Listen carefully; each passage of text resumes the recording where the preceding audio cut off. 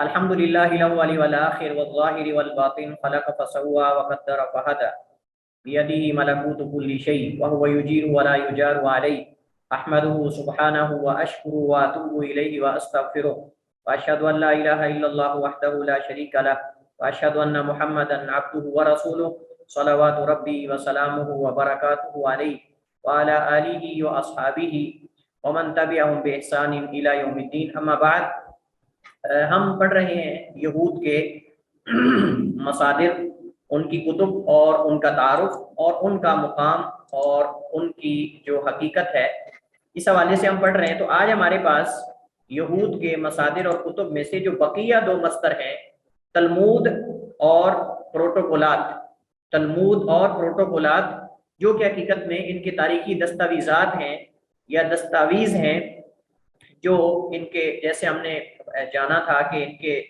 जो सरबराहान हैं उनमें से एक शख्स ने, यहूदी ने, सहाइना के, सहयून के एक यहूदी ने जो है वो सहाइना पर एक लेक्चर दिया और वो लेक्चर को जो है वो कलम बंद कर दिया गया और वही असल में प्रोटोकोलात जो है वो कहलाया। बाद में उसका कैसे इंकशाफ हुआ, कैसे जो है वो उसके मुताबिक यहूद ने कई हुकूमतों को गिराया और कई मुल्कों पर जो है वो अपना तसल्लुत जो है वो जमाया, कायम किया। ये सारी चीज़ें इंशाल्लाह हम इनके इंकशाफात आज इंशाल्लाह करेंगे और इन चीज़ों को जानेंगे। सबसे पहले तो ये तलमूद क्या चीज़ है? ये तलमूद आप कई दिनों से सुनते आ रहे हैं, ये तलमूद है क्या? तलमूद की इस वक्त जो मौजूदा यहूद हैं, चूँकि अक्सरियत यहूद फरीसियून की है, तो इस वजह से ये इसको बहुत ज़्यादा अहमियत देते हैं।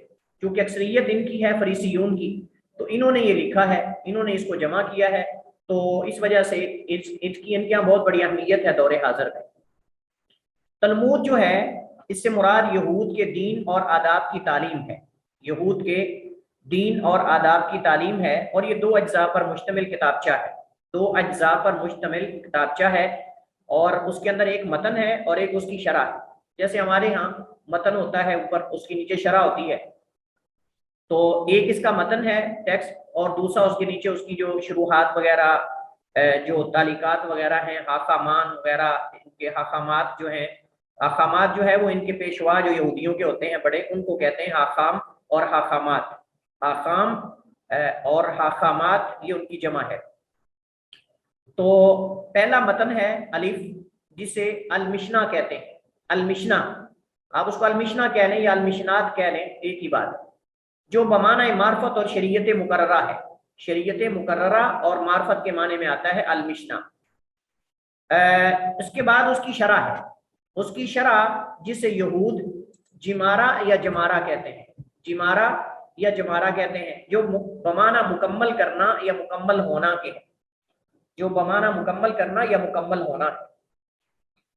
ये तो इसकी तारीफ है। हमने कहा कि तलमूद दो अज्जा पर मुश्तमिल है, एक के अंदर मतन है और दूसरे के अंदर उसकी शरह है और इस मुकम्मल को ये तलमूद का नाम देते हैं। तलमूद की तदवीन कब हुई? तलमूद वो कानून या शरीयत है जिसे यहूद फरीसियून, ये इनके फिरकों में से एक फिरका है, एक सदूकियून है और एक फरीसियून है। तो फरीसियून जो हैं उनके हाकामात जो हैं पेशवा, उन्होंने मख्फी तरीके से शफवी तौर पर नस्ल दर नस्ल एक दूसरे तक मुंतकिल ये किया है, यानी ऐसे कवानीन और शरीयत जिससे यहूद के हाकामात जो हैं उन्होंने नस्ल दर नस्ल जुबानी लिखे बगैर, ताकि लोग इस पे मुत्तले ना हो जाए, बिल्कुल ऐसे जैसे वो जो बातनी हैं, जो बातनिया का अकीदा है, नजरिया है राफिजा में से, सेम उन्होंने इनसे चीजें ली। वो भी आप देखें कि अपने जो अकायद हैं उन पर मुत्तले नहीं होने देते किसी को, और उनको बहुत बाद में जाके उन्होंने लिखा था अपने अकायद को, बातनियों ने, जिनके अंदर करामिता और ये बातनीयीन और ये सारे उसमें आते हैं। तो ये वो तालीमात हैं या वो शरीयत है जिसको ये समझते हैं, जिसको इनके हाकामात और पेशवाओं ने जुबानी अपनी नस्लों को पहुंचाया है, नस्ल दर नस्ल एक दूसरे से नकल करते आए। फिर जब इनको इनके ज़ाया होने का डर लगा तो इन्होंने 1 या 200 कबल मसीह, 100 साल या 200 साल कबल मसीह पहली दफ़ा इसे मुदव्वन किया और इसे अलमिशना का नाम दिया। पहले ज़ुबानी था, شفوی طور پر ایک دوسرے سے نقل کرتے آ رہے تھے، لیکن جب اس کے ضیاع کا ڈر ہوا، ضائع ہونے کا ڈر ہوا، تو انہوں نے اس کو مدون کر دیا، یعنی لکھ دیا۔ اور یہ کب کا واقعہ ہے؟ عیسیٰ علیہ السلام کی بعثت سے 100 یا 200 سال پہلے کا۔ پھر کچھ عرصے کے بعد اس کی تشریح کی گئی، جو اس کی تشریح کی گئی اسے جمارہ یا جمارہ کا نام دیا، جیم کے فتح یا کسرہ کے ساتھ۔ ایک لمبی مدت تک یہود کے حاکمات اس کی تشریحات کرتے رہے اپنی اپنی خواہشات کے مطابق، بالکل ایسے جیسے آج کل اہل باطل قرآن کی آیات کی تفسیریں کرتے ہیں اور احادیث کی تفسیریں کرتے ہیں۔ پہلے ہی وہ من گھڑت ہے، وہ جو تلمود ہے، مطلب وہ جو متن ہے، پھر اس پہ جو شروحات کی گئی وہ بھی آپ سمجھ لیں کہ کمال درجے کی شروحات تھی۔ اب یہ جو ان حاکمات نے تشریحات کی، انہوں نے ان کو متن کے ساتھ جوڑ کر ایک کتاب لکھ دی جس کو تلمود کا نام دیا۔ اب جس تلمود کی بابل کے حاکمات پیشواؤں نے تشریح کی ہے اسے تلمود بابل کہتے ہیں، یعنی بابل ایک علاقہ ہے۔ اب جس تلمود پر بابل کے حاکمات اور پیشواؤں جو پادری ہیں بڑے بڑے ان کی شروحات ہیں یا تعلیقات ہیں، اس کو تلمود بابل کا نام دے دیا۔ اور جس پر فلسطین کے حاکمات اور علماء یہود کے ان کی تشریحات تھیں اسے تلمود فلسطین کہہ دیا۔ تو گویا کہ ان کے ہاں تلمود کے دو نسخے ہیں، تلمود کے مکمل جس کے اندر متن اور شرح ہے اس کے دو نسخے ہیں، ایک تلمود بابل ہے اور دوسرا تلمود فلسطین ہے۔ تو تلمود بابل کو تلمود بابل کیوں کہتے ہیں؟ چونکہ اس پر جو بابل کے حاکمات ہیں ان کی شروحات اور ان کی کلام ہے۔ اور تلمود فلسطین کو اس وجہ سے فلسطین کہتے ہیں چونکہ اس میں فلسطین کے جو حاکمات تھے یہود، ان کی تشریحات وغیرہ وہ موجود ہیں۔ آئیے اب اس کے بعد ہم منتقل ہوتے ہیں اس کے تعارف اور اس کی تقسیم کے بعد یہود کے ہاں تدوین کے بعد یہود کے ہاں تلمود کا مقام و مرتبہ، تلمود کا مقام و مرتبہ کیا ہے؟ تو ہم نے کہا کہ چونکہ اس کو یہود کے فرقوں میں سے فریسیون نے لکھا ہے، اس وجہ سے اس کی بہت زیادہ وہ تقدیس کرتے ہیں اور اسے اہمیت دیتے ہیں، جبکہ باقی فرقے اس کا انکار کرتے ہیں۔ وہ صرف تعصب میں نے کہا تھا کہ یہ آپس میں ایک دوسرے سے ان کی بہت بڑی عداوت ہے، تو چونکہ لکھا اس کو فریسیون کے حاکمات نے تھا، اس وجہ سے باقی اس کو تسلیم نہیں کرتے۔ لیکن آپ کہیں گے کہ پھر اس کا فائدہ کیا ہوا، پھر اس کی اہمیت کیا ہوئی؟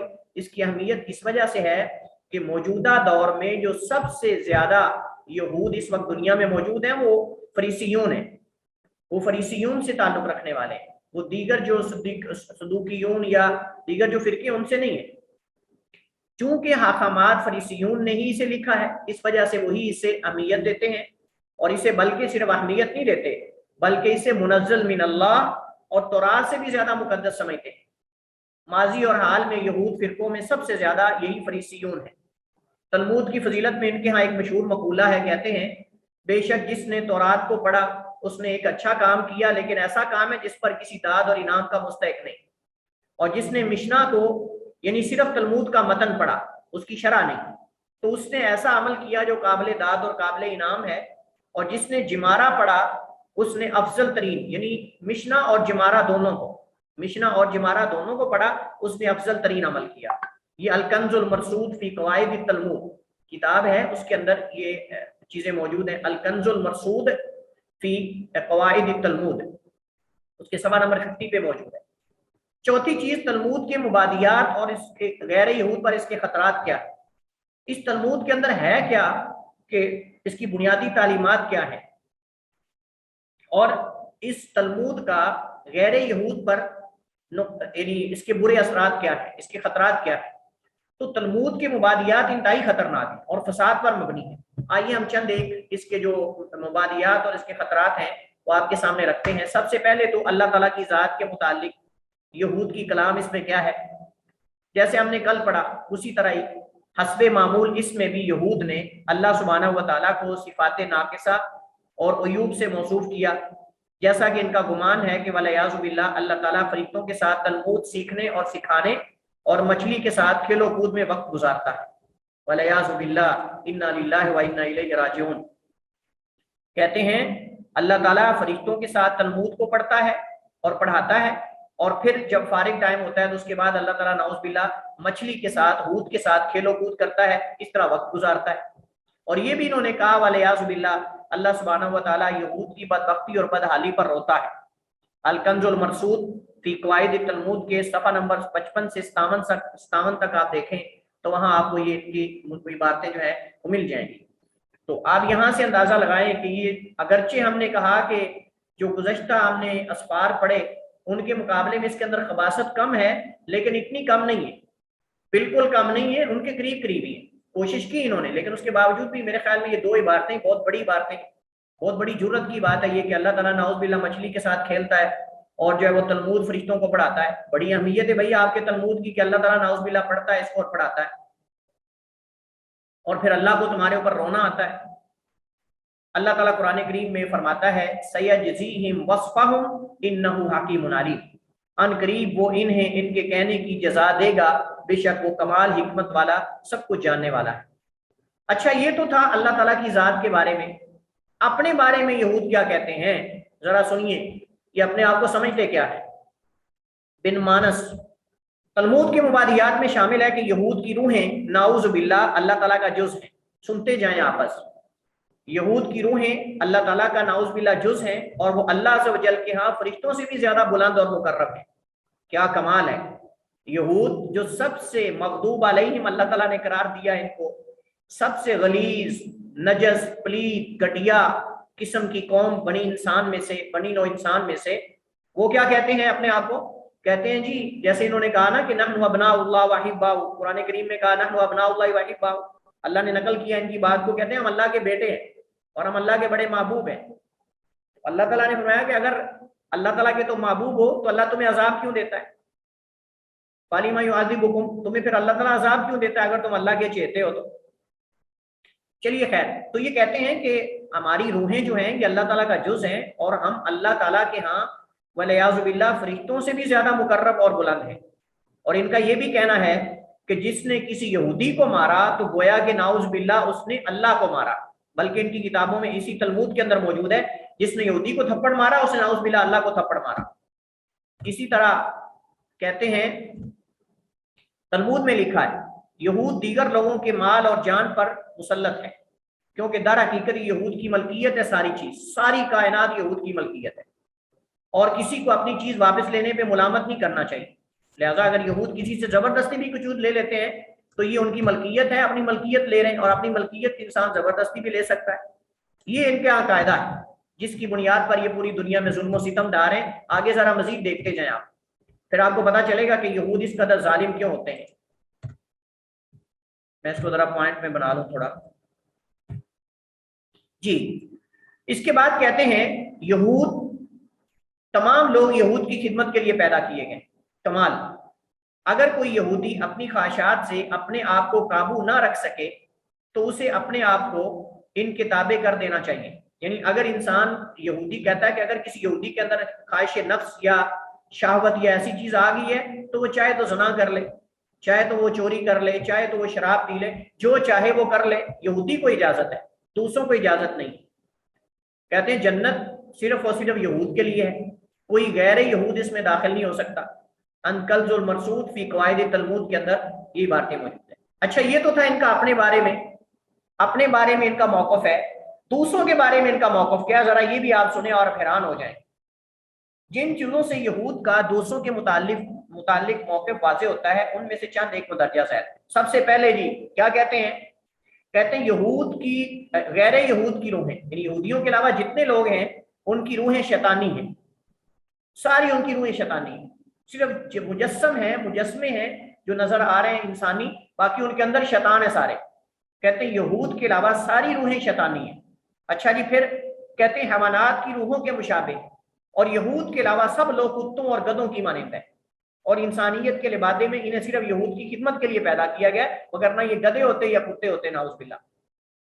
گویا کہ یہود یہ کہنا چاہ رہے ہیں کہ آپ لوگ جو غیر یہود انسانی شکل میں ہو نا، یہ صرف ہماری خدمت کے لیے ہو، وگرنہ تم اصل میں جو ہے وہ نعوذ باللہ کتے اور گدھے ہونا تھا۔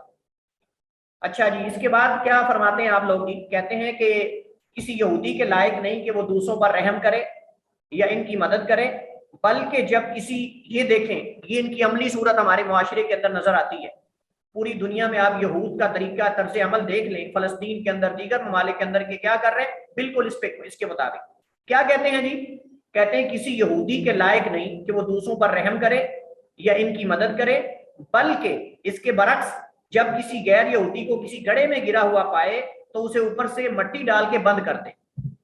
کیا انسانیت اور حقوق انسانیت ہے، کیا خیر خواہی انسانیت کی۔ اور یہی لوگ حقوق انسانیت کے ادارے بنا کے بیٹھے ہوئے ہیں، یہی لوگ حقوق انسانیت کے نعرے لگاتے ہیں، یہی جو ہے وہ مختلف قسم کی این جی اوز اور مختلف قسم کے جو تنظیمات بنا کر انسانی خیر خواہی کے نام پہ لوگوں کو جو ہے وہ گمراہ کر رہے ہیں، اور یہی انسانیت کے نعرے لگاتے ہیں، حقوق انسانیت کے، یہی عورت کے حقوق کی بات کرتے ہیں، یہی جو ہے وہ حقوق انسانیت کی بات کرتے ہیں۔ لیکن ان کے بنیادی عقائد کے اندر کیا لکھا ہوا ہے، کہتے ہیں کہ کسی یہودی کے لائق نہیں، زیب نہیں دیتا کہ وہ دوسرے کسی غیر یہودی پر رحم کرے، مطلب کہ آپ اس کو مرے ہوئے کو اور مار دو، پانی نہیں پلانا اس کو، بلکہ اس کو اوپر سے اور مارو، یہ ان کا عقیدہ ہے۔ کہتے ہیں اگر گڑھے میں گرا ہوا ہے تو اس کو نکالنا نہیں بلکہ اوپر مٹی ڈال دو، بند کر دو۔ اچھا جی، مزید کیا کہتے ہیں آپ لوگ، کہتے ہیں جی یہودی پر حرام ہے کہ وہ کسی دوسرے کی گم شدہ چیز واپس کرے، یہودی پر حرام ہے کہ وہ کسی دوسرے پر گم شدہ چیز واپس کرے، اور یہ انسانیت ہے۔ ہر یہودی پر یہ حرام ہے کہ وہ کسی دوسرے کو بلا سود قرضہ دے۔ ہاں آپ سمجھ رہے ہیں، اور یہ اس پر عمل کر رہے ہیں، آج کل اسی پر عمل کر رہے ہیں، پاکستان بھی اس میں مقروض ہو چکا ہے۔ ہر یہودی پر یہ حرام ہے، یعنی کسی بھی یہودی کے لیے جائز نہیں کہ وہ کسی دوسرے کو بلا سود قرضے دے، اور کہتے ہیں یہ اللہ کا حکم ہے، اور کہتے ہیں یہ اللہ کا حکم ہے کہ لوگوں کو سود پر قرضے دیا کرو۔ اور یہ فضح التلمود کے اندر یہ عبارت ان کی موجود ہے، اس کے صفحہ نمبر 133 پر۔ اس کے بعد کیا کہتے ہیں، کہتے ہیں جی کسی غیر یہودی مرد یا عورت کے ساتھ بدفعلی جائز ہے، یعنی یہودی کسی غیر یہودی مرد یا عورت کے ساتھ ولیعوذ باللہ لواطت بھی کر سکتا ہے اور عورت کے ساتھ بھی بدفعلی کر سکتا ہے، اسے کوئی سزا نہیں ہوگی اگر کر لے تو، یعنی غیر یہودی کے ساتھ جو مرضی یہودی کر لے۔ یہودی کو چاہیے کہ وہ غیر یہود میں سے صالحین کو حتی الامکان ختم کرنے کی کوشش کرے، یعنی کہتے ہیں کہ جو غیر یہودی ہیں وہ کوئی بھی، ان کے ہاں سارے برابر ہیں، ان کے ہاں نہ کرسچن میں فرق ہے، نہ ان کے ہاں مسلمان میں فرق ہے، نہ مجوسی میں، نہ بدھ مت میں، نہ کسی میں، نہ ہندو میں، کوئی فرق نہیں، سب برابر ہے۔ وہ کہتے ہیں کہ غیر یہود میں جتنے بھی مذاہب ہیں، جتنے بھی افکار ہیں، جتنے بھی ادیان ہیں، ان میں جو اچھے لوگ ہیں نا ان کو کوشش کی جائے ختم کیا جائے معاشرے سے۔ کیا کمال ہے۔ عیسیٰ بن مریم اور ان کی والدہ سیدہ مریم علیہ السلام کے متعلق انہوں نے ایسی ایسی الزام تراشیاں کی کہ آپ حیران ہو جائیں۔ اس وجہ سے میں نے وہ عبارتیں اور وہ چیزیں نقل نہیں کی۔ نعوذ باللہ، اللہ تعالیٰ کو مریم کے ساتھ بدکاری کا الزام دیا ہے، اس سے بڑا کفر کیا ہو سکتا ہے۔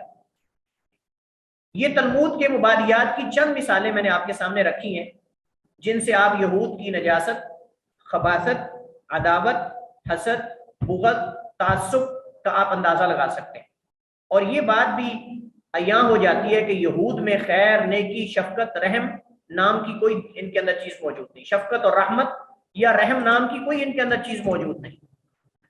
تنبیہ، آپ نے ان کے عقائد سن لیے، ان کے تلمود کی تعلیمات آپ نے سن لی۔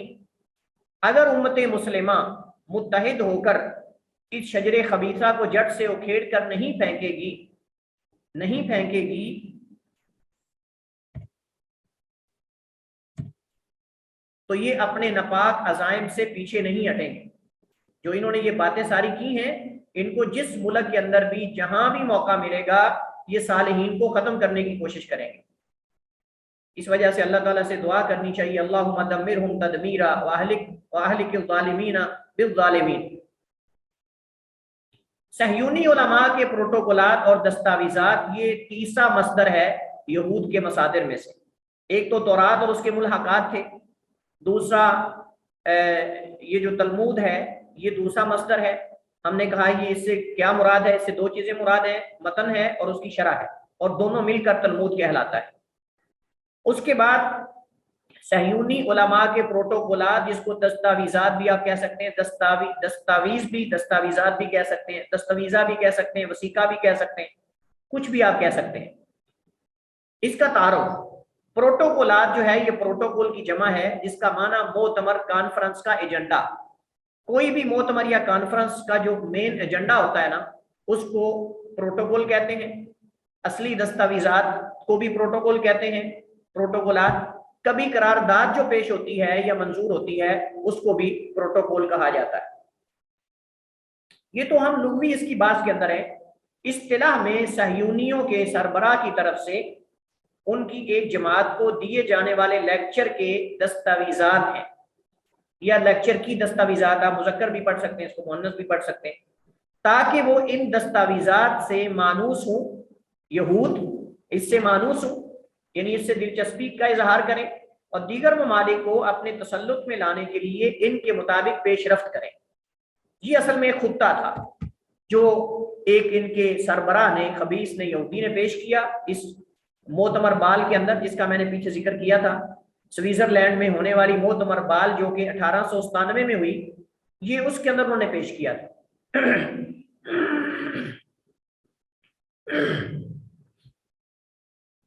ان دستاویزات کی تدوین کب ہوئی، کو لکھا کب گیا؟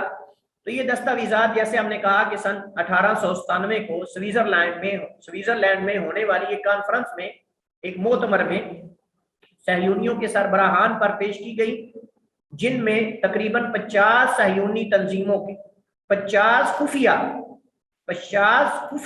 صہیونیوں کی تنظیمیں، ان کے 300 کے قریب سربراہان حاضر ہوئے تھے. یعنی 50 تنظیموں کے 300 کے قریب جو بڑے بڑے لوگ تھے سرگنا، وہ اس کانفرنس کے اندر آئے تھے، جن کو ان کے سب سے بڑے پوپ نے، یہودی نے لیکچر دیا تھا. وہ جو لیکچر ہے اس کو لکھا گیا اور اس پر باقاعدہ عمل درآمد شروع کروا دیا گیا. اب یہ کس نے لکھا تھا یہ سارا؟ اس کا کاتب غیر معروف ہے. اس کا کاتب غیر معروف ہے کہ کس نے یہ لکھا تھا. البتہ یہ ہے کہ ان کے ایک سربراہ جس کا میں نے پیچھے ذکر کیا تھا، اس نے جو ہے وہ یہ ان پر لیکچر دیا، اور لیکچر دینے کے بعد جو ہے وہ اس کو لکھا گیا اور لکھ کر جو ہے باقاعدہ اس پر عمل درآمد شروع کر دیا گیا. اچھا، اس کے بعد ان کا مقصد اصل کیا ہے؟ ان پروٹوکولات کا، ان دستاویزات کا اصل مقصد کیا ہے؟ ان میں یہود کا اصل ہدف صہیونیوں کو اس خطے اور پروگرام سے آگاہ کرنا ہے جس کے مطابق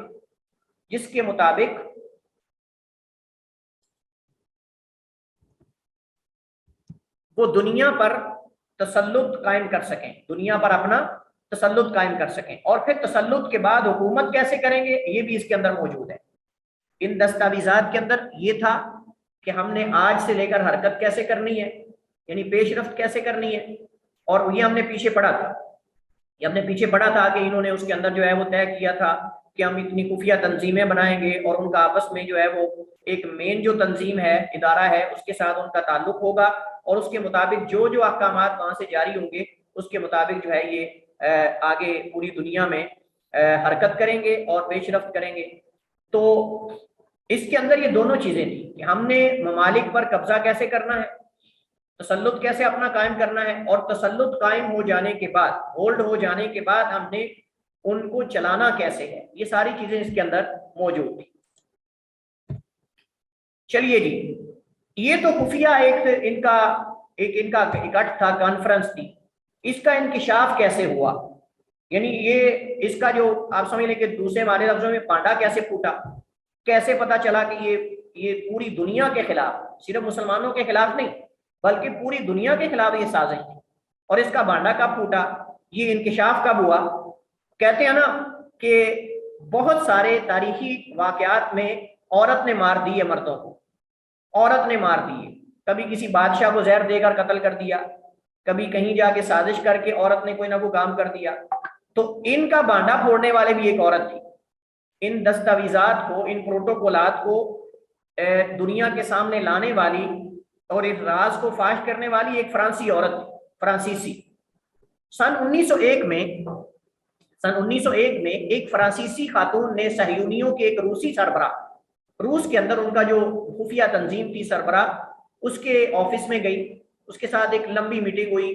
آپ جانتے ہیں کہ یہ لوگ اپنے آپ کو ظاہر تو نہیں کرتے، صاف ظاہر ہے کہ وہ اپنے آپ کو تو اگر وہ عیسائیوں میں ہے تو عیسائی ظاہر کریں گے، مسلمانوں میں ہے تو مسلمان ظاہر کریں گے، اور اگر دیگر لوگوں کے اندر ہے تو ہندوؤں کے اندر ہے تو ہندو ظاہر کریں گے. تو اب یہ روس کے اندر صاف ظاہر ہے کہ جو وہاں ان کی شیوعی مطلب وہ جو ملحدین شیوعی قسم کے لوگ ہیں ان کے اندر وہ رہتا تھا. تو اس فرانسیسی عورت کے ساتھ اس نے میٹنگ رکھی اپنے دفتر کے اندر, آفس کے اندر, اور کہتے ہیں کہ یہ جو آفس تھا یہ مین برانچ تھی ان صہیونیوں کی جو برانچز ہیں ان میں سے, اور یہ تو بہت بڑا ایک آپ سمجھ لیں حملہ ہے اس عورت کی طرف سے. تو کسی میٹنگ کے نتیجے میں کسی طریقے سے یا کسی طرح یہ جو ان کی خفیہ دستاویزات تھیں اس کی کاپی جو ہے اس عورت کے ہاتھ لگ گئی, فرانسیسی خاتون کے ہاتھ لگ گئی. اب اس فرانسیسی خاتون نے اس کو معمولی لیا, اس نے کہا کہ ایسے کوئی پلان لکھا ہوگا, پتہ نہیں اس پر عمل ہوگا کہ نہیں. ایسے اس نے کسی اپنے فرینڈ کو, اپنے دوست کو بات کر دی, اس نے آگے دوسرے دوست کو بات کر دی. یہ بات نکلتے نکلتے جو روس کے جو بڑے سربراہان تھے ان تک بات پہنچ گئی. انہوں نے کہا کہ یہ دستاویزات جو ہیں, یہ پروٹوکولات جو ہیں, ان کو دیکھنا چاہیے ان کے اندر ہے کیا. تو بڑی دلچسپ بات یہ ہے کہ جب انہوں نے ایک مترجم کو بلا کر اس کا روسی زبان میں ترجمہ کروایا تو سب سے پہلے اس فہرست میں روس کا سکوت لکھا ہوا تھا کہ ہم نے روس کی حکومت کو گرانا اور روس پہ ہم نے قبضہ کرنا. روس کے اندر ہی وہ راز فاش ہو گیا. اچھا پھر کیا ہوا, اس کے اندر جہاں روس کی حکومت گرانے کے انکشافات ہوئے وہاں اسلامی خلافت آپ جانتے ہیں کہ اس وقت جو ہے وہ خلافت عثمانیہ تھی, اور یہ دور چونکہ 1901 کا ہے, یہ تقریباً سلطان عبدالحمید ثانی کا دور ہے یا اس کے آغاز کا دور ہے. یعنی چونکہ میرے خیال میں کوئی 1934 کے قریب یا 30 کے قریب جو ہے 34-35 کے قریب اس کو معزول کیا گیا ہے. تو اس کی جو حکومت ہے وہ 30 سال یا اس کے کم و بیش ہے. تقریباً آپ دیکھ لیں یا سلطان عبدالحمید ثانی کا دور ہے یا پھر اس کے چچا عبدالعزیز کا دور تھا, عبدالعزیز, یا پھر یہ جو سلطان مراد کچھ دیر رہا ہے, سلطان مراد ثانی, یا اس کا دور ہے یا عبدالعزیز کا دور ہے ان کے چچا کا, یا پھر سلطان عبدالحمید ثانی کا دور ہے. اور یہ سلطان عبدالحمید ثانی جو ہے اس میں میں نے پہلے بات کر لی آپ کے سامنے, اس پہ پہلے بات ہماری ہو چکی ہے. بہت اچھا انسان تھا یہ بذات خود, اور مسلمانوں کے حق میں بھی بہت اچھا انسان تھا. یہ الگ بات ہے کہ یہ سارے صوفیاء کے جو ہے وہ ان کے تقیوں میں, ان کے جو عبادت خانے ان میں پرورش پانے والے اور ان کے متحد رہنے والے ہیں. باقی یہ کہ اس کے اندر بقدرے دوسروں کے خیر زیادہ تھی. بہرحال تو یہ جب پہلا خطہ تو تھا اس کے اندر روس کو گرانے کا, اس کے بعد خلافت عثمانیہ جو خلافت اسلامیہ ہے اس کے سقوط کا تھا, اور اس کے بعد پھر سلطنت اسرائیل کو قائم کرنا, یعنی الگ ایک حکومت قائم کرنا جو کہ اسرائیل کی حکومت ہے. یہ سب کچھ اس کے اندر لکھا ہوا ہے. اچھا اس کے بعد اس کے اندر یہ بات بھی محفوظ یعنی لکھی ہوئی تھی کہ یہود کے پاس جو محفوظ سونا ہے, جو انہوں نے اپنے آباء و اجداد سے بہت زیادہ انہوں نے سونا ذخیرہ کیا ہوا تھا, اور یہ بڑی خبیث قوم ہے, اس سے خبیث اور ان سے ذہین قوم شاید ہی کوئی اور ہو. بڑی خبیث قوم ہے یہ. ہم مسلمان جو ہیں ہم بھی بڑے ذہین ہیں, لیکن ہم اپنی ذہانت کو استعمال نہیں کر رہے. اگر ہم اپنی ذہانت کو مثبت انداز میں استعمال کریں تو ہم ان سے کہیں آگے نکل جائیں. ہم ایک دوسرے کے خلاف استعمال کرتے ہیں اپنی ذہانت کو, لیکن وہ اپنے مذہب کے بارے میں استعمال کرتے ہیں اس کو دوسروں کے خلاف. تو یہود نے کیا کیا, انہوں نے کیا کیا کہ انہوں نے یہ اس کے اندر لکھا ہوا تھا کہ ہمارے پاس جو سونا محفوظ ہے, بہت زیادہ ان کے پاس خزانہ سونا موجود تھا جو انہوں نے پہلے سے محفوظ کیا ہوا تھا. انہوں نے کہا کہ ہم اس کو رکھتے ہیں بینکوں کے اندر, اس سے ہم کاروبار کرتے ہیں, دنیا کو قرضے دیتے ہیں اور اپنی معیشت کو مضبوط کر کے پوری دنیا کو مقروض کر دیتے ہیں. وہی جو ہم نے پیچھے پڑھا ہے کہ ان کے جو تلمود وغیرہ اور ان چیزوں کے اندر لکھا ہوا ہے کہ پوری دنیا کو قرضے دو اور سود پر دو, بغیر سود کے قرضہ نہیں دینا, بغیر سود کے. اس وجہ سے آپ دیکھیں تاریخ میں آپ کو جہاں بھی سودی کاروبار کرنے والوں کے نام نظر آئیں گے وہاں یہودی نظر آئیں گے. یہود جو ہے وہ یہ کام کرتے تھے, اور یہ نبی کریم علیہ السلام کے زمانے سے یہ چلتا آ رہا سلسلہ. نبی کریم علیہ السلام کے زمانے کے اندر بھی یہودی قرضے دیتے تھے. یہ الگ بات ہے کہ کسی کو وہ صرف دھوکہ دینے کے لیے بغیر سود کے دے دیتے تھے, لیکن یہ ہے کہ اصل یہ کہ ان کے ہاں بغیر سود کے قرضہ دینا یہ جائز نہیں ہے۔ تو یہ اسی بنیاد پر آج تمام ممالک میں ان کی معیشت کو کنٹرول کیے ہوئے، اور سب سے طاقتور وہ ہوتا ہے جس کے پاس پیسہ ہوتا ہے، جس کے پاس دولت ہوتی ہے، یعنی مالی اعتبار سے ہم بات کر رہے ہیں۔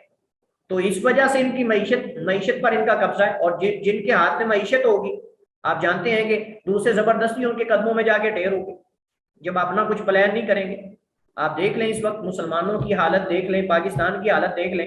میں پہلے بھی ذکر کر رہا تھا کہ جب انہوں نے کوئی قسط لینی ہوتی قرضے کی تو کچھ ان کے اوپر ایسی بھاری قسم کی شروط لگا دی جاتی ہیں جن شروط کے اندر مذہب کے خلاف کچھ شرطیں ہوتی ہیں، اہل مذہب کے خلاف، اہل دین کے خلاف، دین کے خلاف، اسلام کے خلاف، ملک کے خلاف کئی شکیں اس کے اندر شامل ہوتی ہیں، پھر جا کے قرضہ ملتا ہے۔ قرضہ ایسے نہیں ملتا، اور یہ شروط پلس ساتھ لون اور سود ہوتا ہے۔ تو وہ نتیجے میں کیا ہوتا ہے کہ مسلمان کوئی بھی ملک جو قرضے پہ سود پہ قرضہ لے لیتا ہے، وہ بمشکل اپنے جو 5 سال دورانیہ ہوتا ہے حکومت کا، اس میں وہ سود ہی واپس کرتا ہے، وہ قرضہ کیا واپس اس نے کرنا ہوتا ہے۔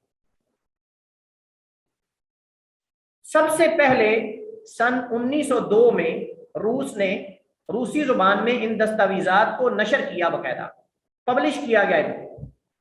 ان کی کتابیں، ان کو باقاعدہ کتابچے کی صورت میں ان کو جو ہے وہ شائع کیا گیا، اور انہیں دیکھتے ہی یہودیوں پہ جنون طاری ہو گیا، جنون اور سکتہ طاری ہو گیا کہ یہ کیا بنا، یہ تو انہوں نے کہا ہمارے خلاف پلان ہو گیا۔ اب یہود متحرک ہو گئے، حرکت میں آ گئے، اور انہوں نے ان دستاویزات کو جو روس میں روسی حکومت نے روسی زبان میں ان کے تراجم کر کے ان کو ٹرانسلیٹ کر کے ان کو نشر کیا، انہوں نے وہ جہاں جہاں بکتے تھے وہاں وہاں حملے شروع کر دیے۔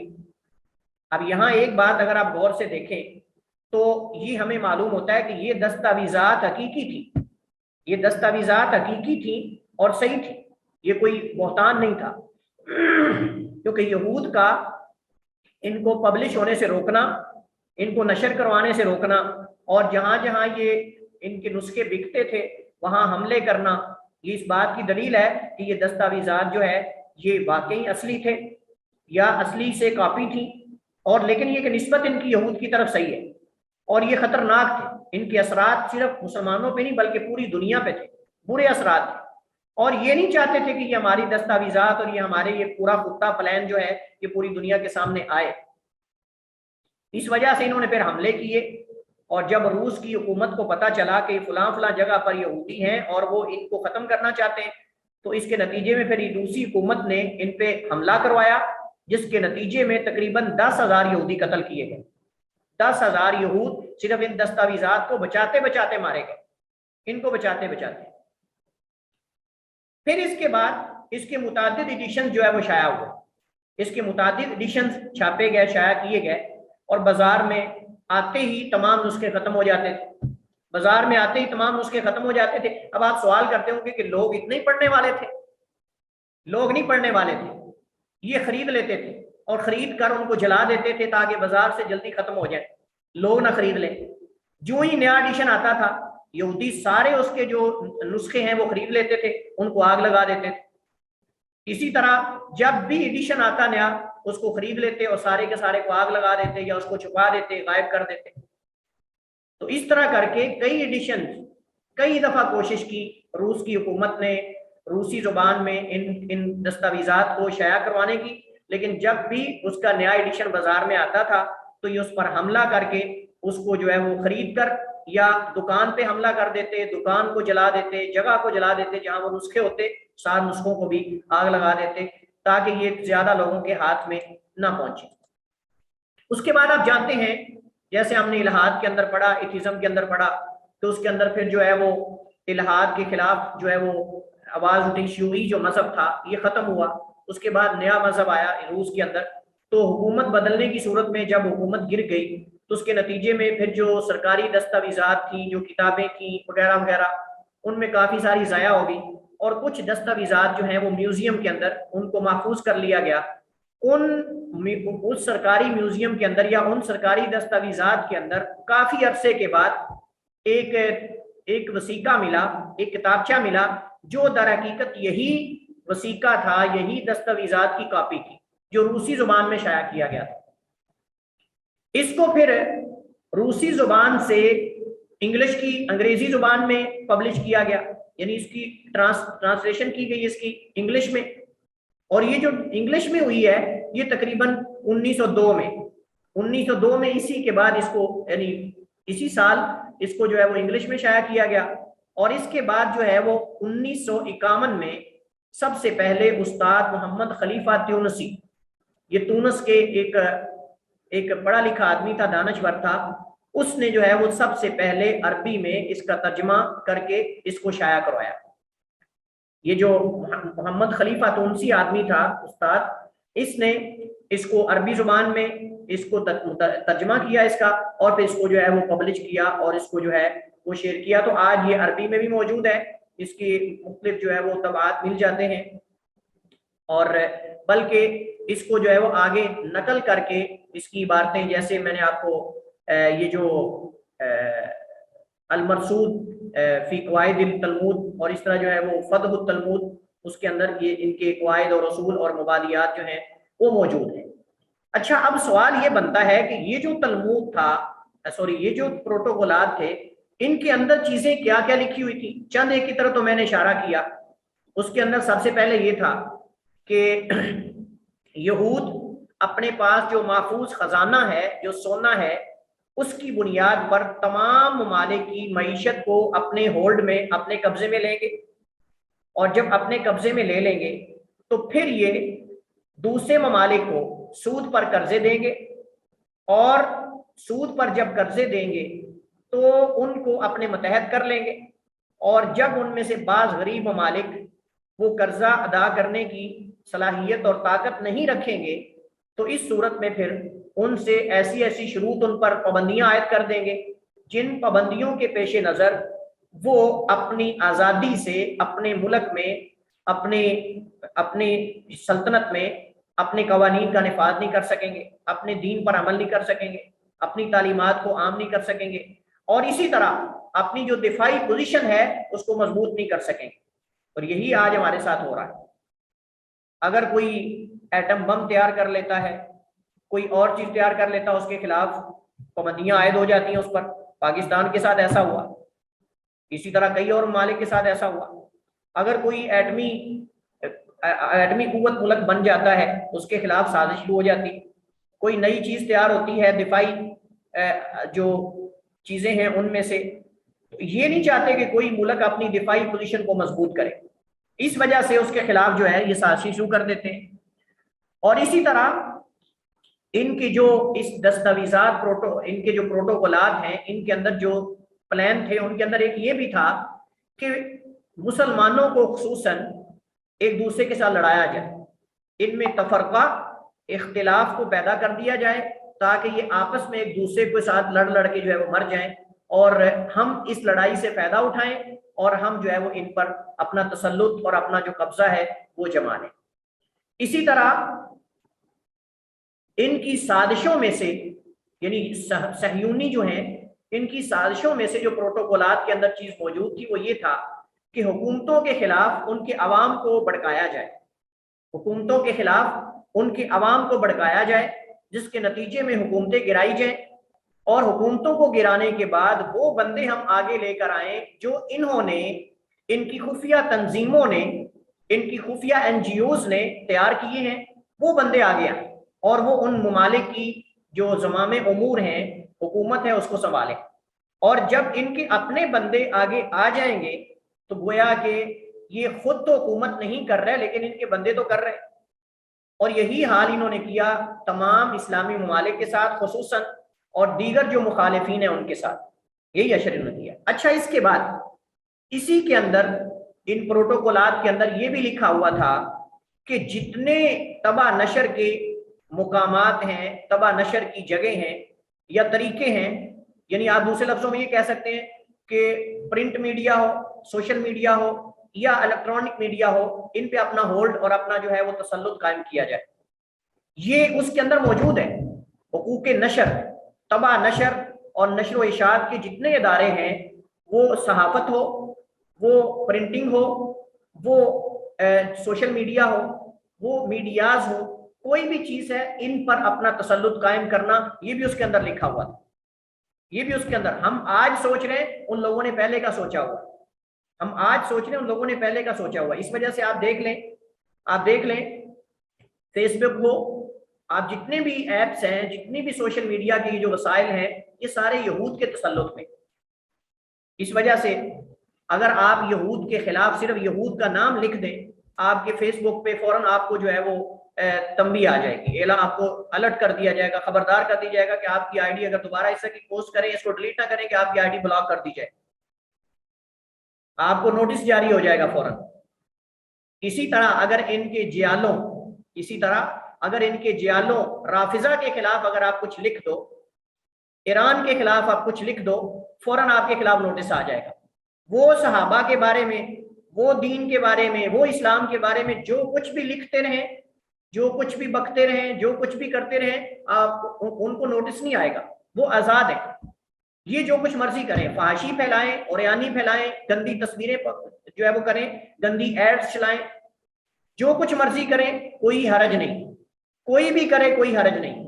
لیکن جو ہی آپ اسلام کی بات کریں گے, آپ دین کی بات کریں گے, آپ رافضہ کے خلاف بات کریں, آپ یہود کا لفظ لکھ دیں, آپ کو فوراً نوٹس جاری ہو جائے گا اور آپ کو الرٹ کی تنبیہ آ جائے گی کہ آپ اگر آپ کی آئی ڈی بلاک مہینے کے لیے, 2 مہینے کے لیے آپ پوسٹ نہیں کر سکتے.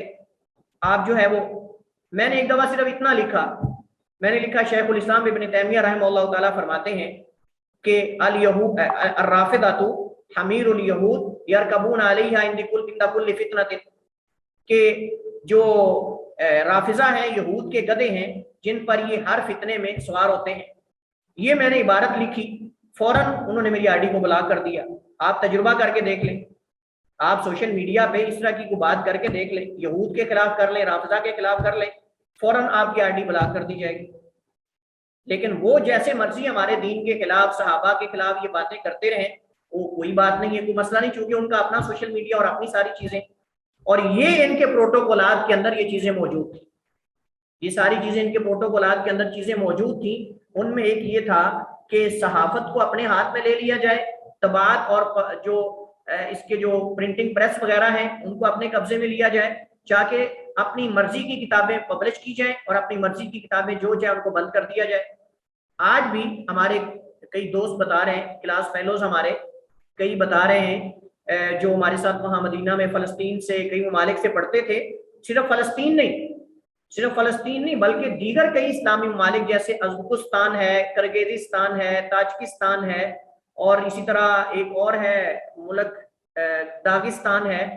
اب یہ جو ممالک ہیں یہ چونکہ روس کے تسلط میں اور ان کا تسلط رہا ہے, اب چونکہ آزاد ہوگی ریاستیں, ان کے اندر طلبہ وہاں کتابیں نہیں لے جا سکتے. وہاں کتابیں بکس لے جانا بڑی سختی سے منع ہے. اور وہاں بلکہ ایک دوست بتا رہا تھا کہ جب ہم کتابیں لے کے فلسطین میں جاتے ہیں تو ہماری کتابیں چیک کرتے ہیں, وہ باقاعدہ وہاں یہود جو سیکورٹی والے موجود ہیں ہماری کتابیں چیک کرتے ہیں. اور کتابیں مطلب یہ ہے کہ بعض تو جانے ہی نہیں دیتے اور بعض چیک کرتے ہیں, اور حتیٰ کہ لیپ ٹاپ وغیرہ وہ چیک کرتے ہیں کہ اس کے اندر ہارڈ ڈسک کے اندر کوئی چیزیں ایسی تو نہیں. مطلب یہ ساری چیزیں جو ہے وہ اس طرح کی بڑی سختی سے وہ چیکنگ کرتے ہیں. اگرچہ یہ چیزیں خود ہی انہوں نے مسلمانوں کے لیے کہتے ہیں نا کہ ہر شر کے اندر خیر بھی ہوتی ہے. تو یہ جو سوشل میڈیا ہے اور جو گوگل ہے, گوگل سے آپ جو کتاب چاہیں ڈاؤن لوڈ کر لیں, لیکن اس کے اندر بھی وہاں پابندیاں ہیں. وہاں جو کتاب آپ ڈاؤن لوڈ کرنا چاہیں وہ نہیں کر سکتے. وہاں جیسے ہمارے پاکستان کے اندر بعض ویب سائٹ بلاک کر دی جاتی ہیں, ایسے وہ بھی کر سکتے, انہوں نے کی ہوئی. اچھا جی, اس کے بعد انہوں نے اپنی جو خفیہ تنظیمیں ہیں, ان کے بندے, اپنے خاص جو افراد ہیں, ان کو تمام شعبہ جات میں شامل کیا. سیاست میں, دین میں, ٹیکنیکل چیزوں میں, اسی طرح سپورٹ میں, سپورٹ کا جو نظام ہے اس کے اندر, اسی طرح جو تقریبات ہیں ان کے اندر, اسی طرح سینموں کے اندر, تھیٹر کے اندر, جہاں جہاں بھی انہوں نے اپنے بندے جو ہیں وہاں گھسائے ہیں, شامل کیے ہیں. جو کہ حقیقت میں ان کی خفیہ تنظیموں کے بندے، بلکہ میں یہ دعوے سے کہہ سکتا ہوں شاید کوئی ایسا ملک ہو جس کی سیاست میں ان کے کوئی بندہ نہ ہو، یہ میں دعوے سے کہہ سکتا ہوں شاید کوئی ایسا ملک ہو جن کی سیاست میں کوئی ان کا بندہ نہ ہو، شاید اس وقت کی بات کر رہا ہوں، اور یہ ان کے اس پلان کا حصہ ہے۔ اسی طرح ان کے اندر یہ بھی ہے کہ ہم نے ممالک کی کرنسی کو نیچے کیسے کرنا ہے، ان کی معیشت کو کمزور کیسے کرنا ہے، یہ باقاعدہ ان کے خطے اور ان کے پلان کے اندر چیزیں شامل ہیں۔ آپ یہاں سے اندازہ لگا سکتے ہیں کہ ان پروٹوکولات کی ان یہود کے ہاں خصوصاً جو صہاینہ ہیں، صہیونی ہیں، ان کے ہاں اس کی اہمیت کیا ہے۔ اسی پر ہم آج اکتفا کرتے ہیں، امید ہے کافی ہو گیا ہے۔ واللہ تعالی اعلم و احکم، وصلی اللہ وسلم علی نبینا محمد وعلی آلہ وصحبہ وسلم۔